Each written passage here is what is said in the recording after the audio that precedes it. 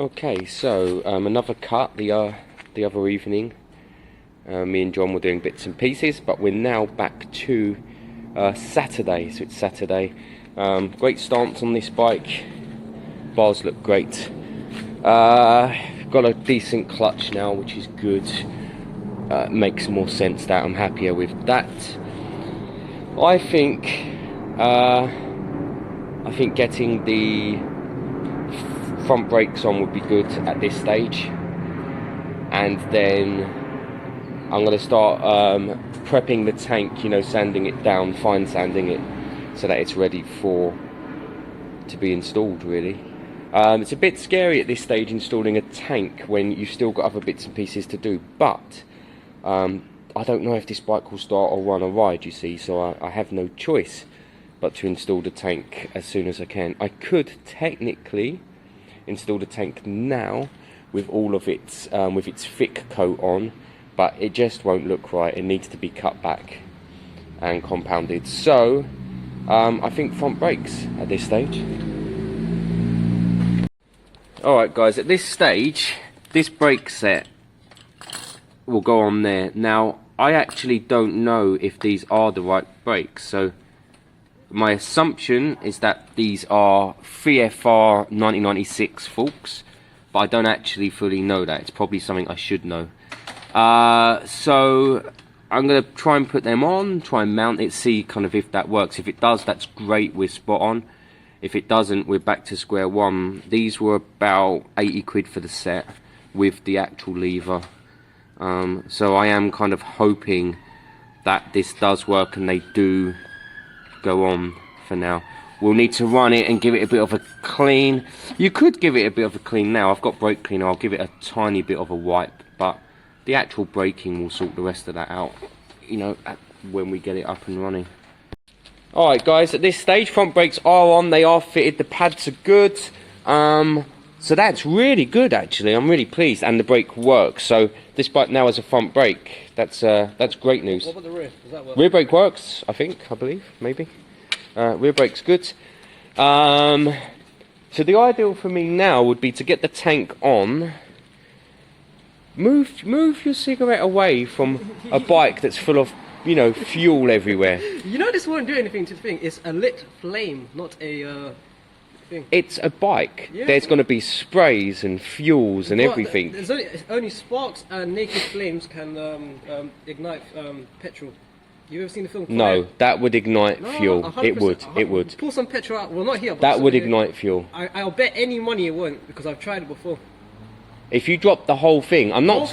If you flicker it, I'm not talking about a dip. I'm talking. If you drop that whole thing, it would. Have you not ever seen a movie? That's the thing. All the movies is fake. Have you seen Con Air? You know when he flicks the bag, it's not real. It's not. I'll bet any money.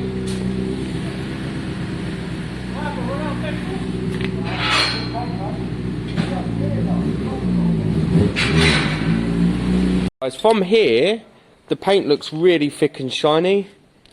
But when you go close, you can see some imperfections. Orange peel, slight overspray there. Like the orange peel is quite clear on this one. So you have to use you have to sand it basically and then buff it. Now, don't get me wrong, it's quite scary when you sand your paint, but it is designed for that. The 1500 grit, the 2000 grit, the 2500 grit, then the rubbing compounds, then the polishing, and this will be so thick and shiny by the end of the day, and it will have no imperfections. So yeah, from this distance it looks spot on, but we need to get rid of the orange peel. And that, again, that's Knacker's Yard channel. Is just, it shows you all of this stuff. It's gonna look great actually. Okay, so that's been about 45 minutes, an hour of 1500 grit. Now I know Nat sometimes starts at 1200 to kind of speed up this process, but I'm a bit more, I worry a bit more about it. So 1500, it's not going to be perfect, it's going to be better. So I am going to switch now to 2000. Basically you do the same thing, go over all the areas with the 2000. You can't mess up from here really, it's such fine grit that it's not going to mess up now. So you just hit the whole thing, flatten it down with the 2000. then 2500, then we move on to the compounding, and that's when you'll start seeing a much nicer shine. So we're just having a bit of a laugh about how this is looking right now. I was like, guys, look how shiny it's gonna be, and then it went all this funny colour. I've got my new mini project over here. It's a Yamaha WR125X. Brilliant bike. Not much needed. It needs a clean, potentially a rear back panel. It's got a bit of gaffer tape on it. It is a great bike. I serviced it recently. It's all good to go. It's got MOT. So if anyone's interested in that, hit me up. I'm looking for £2 grand-ish. You could take it tomorrow. But I do need to throw a coat of just shine it up a little bit, I guess. Okay, guys. So we're at this kind of medium stage now. There's a couple of imperfections I'm not happy about. Them kind of run marks have come out. Now I've sanded way past that, so I don't know when or where they've come from. Which means this isn't going to look great, and that's the truth. Then I've got a weird kind of mark down here. Again, and even there's these light, I don't know what to call them. Blemishes. It's really weird. I mean, it's going to polish up nice, but it's going to have imperfections underneath, which is weird. That's the cutting compound. That's the Halford's kind of own brand one, rubbing compound, this one. I'm going to go for the polish next on the drill. So polish on the drill. I've got G3 there. I could have a shot with that, but these are getting darker, you know, more apparent the more I polish. So I think whatever's happened, I've put on too much clear. I've made my life harder. So I'm going to polish it out as best as I can, and then we'll carry on from there. So at the moment it's got that mid gleaming stage. This is where the polishing stage is so important. The real polishing stage next. That's what brings it up again. And then of course the wax. And then I've got the same bits to do on the rear panels. But what I really want to do is get the tank done so I can put it back on the bike, so I can see if this bike starts. And actually now I'll be able to test it because I've got the front brake. So I'm going to keep working away at this for now, and we'll see how the polishing stage goes. I'm very tempted to go G3, but I'm going to go polish next, see how it polishes up, then maybe back to G3, then polish again, something like that. Pretty much the final finish. It hasn't got the wax on it yet.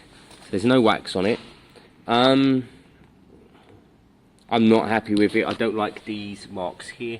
They might show up less in the waxing, but yeah, I'm not overly happy with it. But it's also okay. Remember, it was a very flat black, and it had quite a dent down here, didn't it? So it's better. It's okay, and a bit of wax will sort it out. I've got to do a basic compound on the rear panels. I might do the compound G3 and polish, so not to go too nuts on them actually. But I think we need to hear if this starts, because I couldn't get it started last time. So I think I'm going to top up the coolant because it's low in the bottle. I might top it up in the radiator. I will check if there's any coolant leaks. This is the time to do that. Actually, is there anything in that bottle? Because then it shows you that. Empty. Is there fluid in there? Can't tell. If it's empty, I'll check that the bike is kind of managing coolant by topping it all up. Tank back on, petrol in the tank, try and get this thing started. What are you going to do about the indicators? They're there, they're on that panel. Oh. Yeah, you're fine. They're there, they're next to your head. They need better ones. Yeah, they're ugly. But this is kind of the, if it starts, because look, I told you, didn't I, about the switch? Did I tell you about the switch? So this is the switch I've got, guys. This is the original barrel. It's all normal. It's got the resistor in there. You can see it just there. See that resistor in the middle? So technically, if I turn this with a screwdriver, technically, this should turn the bike on. It should prime, and it should do everything it's meant to do, technically. If for any reason it doesn't, then I'm screwed. So That's why I want to get the tank on, get it all connected up, so that we can see what's going on there. Probably the next step. So tank sitting on nicely. Now here's a top tip when it comes to cooling systems. If you find the system is low, and it's not just low in the overflow, it's low, don't fill it up with your best coolant, because there's a big chance there's a leak in there. Go and get 2 litres worth of tap water, tip it in, run the bike over, look for any leaks. If that's all good, flush it out, put in your good top coolant. There's a top tip. There's a reason there's no water. Now it could be that someone sucked it out ready to do some sort of flush, but I doubt it. But you have to check. So, 2 litres in there. Now if I only use a quarter of that bottle, I'll feel much better. Yeah. If I use the whole bottle and there's none in there, I want to run it through and see how it kind of runs and writes. Next stage for me though is to fill up that, see if it holds water, see if there's an obvious leak. And then I want to get the some fuel in, get the button on, and pray to the gods above that it starts. I'd love to hear this bike start again, because then I'll get my enthusiasm back. So I've topped up the radiator. Now there may be a couple of drips here. It probably needs a new radiator. We've got something going on over here where it screws in, and then we've got something going on behind this cap. It looks to me like there's at least 2 holes in this radiator. There's good radiators out there, 30, 40, 50 quid. No point messing with this one. So yeah, I mean look, you can see guys, that's plain water. That's why you don't use your top coolant at this stage. I don't know what, you know, what would cause something like that, funny enough. But if I take this plate off, we'll have a bit of a look and see what obviously is happening. There's something here, and then there's something over there. I don't really understand radiators enough to patch them, if I'm being honest, so I think a second-hand one is the way forward on this. So I've got fuel in there now. One of you watchers messaged me the other day. I apologise that I forgot who it was, but you said that the side stand switch only cuts it out when you put it into gear, so it will still start. So that's good to know. At the moment, with that tank on and fuel in it, when I turn the key, which is the original ignition system down here, just with a screwdriver, it should technically prime fuel. It should technically prime fuel. And then, technically, it should fire up if the battery's strong enough and stuff. So I'll leave it here for a minute and we'll listen very carefully to see if it kind of primes fuel. That's step 1. And then we'll see how, if it fires at all, really.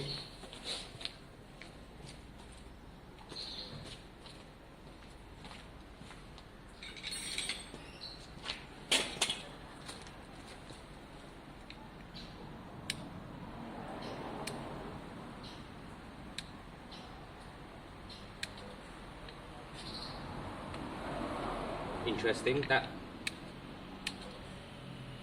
appears to be priming fuel.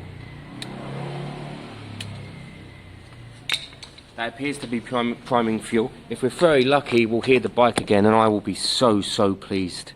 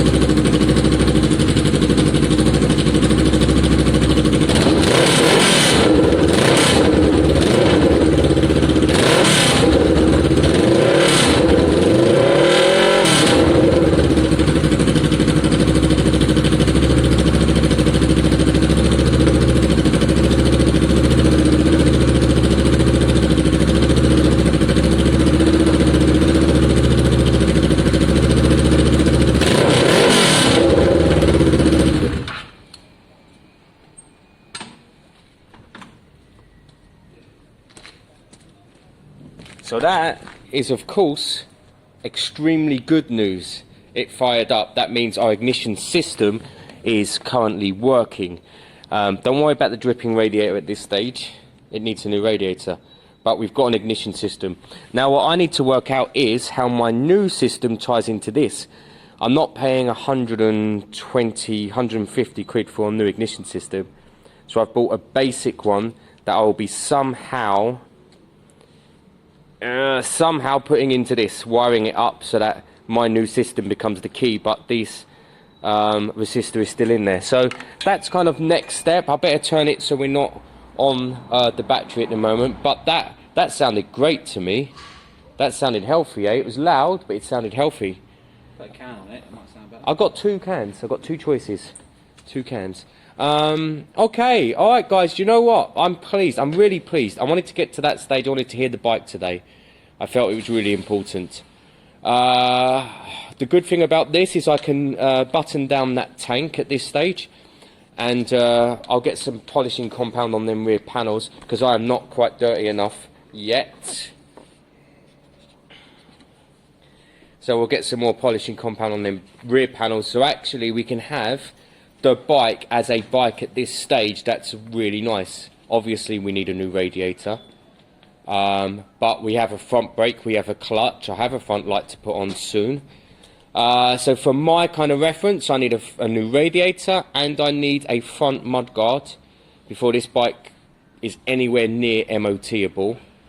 And then I'm going to decide what exhaust I'm going to use. I've got the original exhaust, which sounds amazing, or the little weird looking exhaust, which looks amazing.